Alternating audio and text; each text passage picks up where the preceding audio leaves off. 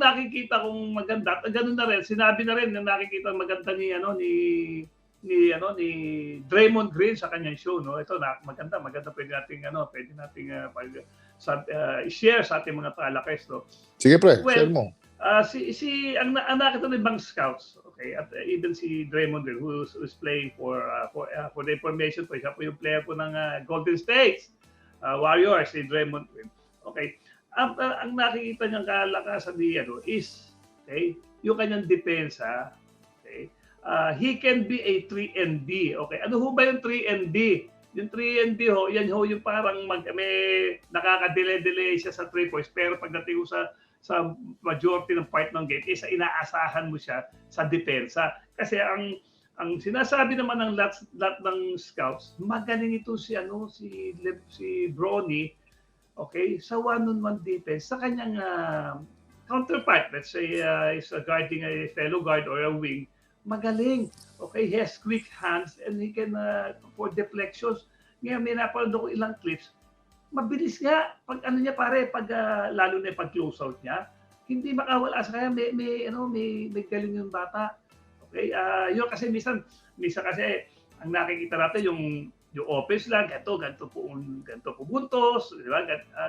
Spectacular move, may mga ganyan mga pang-highlights. Pero si Bronny, hindi siya kasi katulad ng kanyang tatay. Kanyang tatay kasi pag nakita mo, hahanapin mo na yung mga spectacular moves, di ba? Pero siya hindi, kumbaga very decente na maglaro lang si Bronny.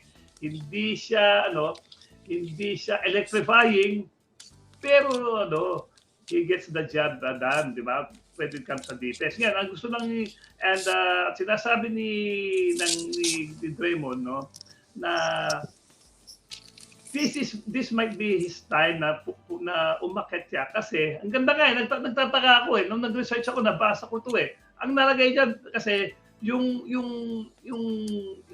magiging mga magpapa-draft for this year yung lineup daw parang basura. Ewan ko ba, nung binabasa ko, bigla ako nakitang Tagalog basura. Ibig sabihin, hindi ganong malalim yung draft. So, ang chance niya na makuha ay malaki. Ang galing. Sabi ko, inuulit ko sabi ko, ba't may basura dito? Saan ako ulit Draymond to? Tagalog word to Ang galing. Yun ang nakikita ko na parang mabigay siya ng pagkakataon. Siyempre, pag nandun na siya, kailangan naman daw niya mag-improve. Okay, sa lahat ng departments. Kung hindi, hindi rin naman magtagal.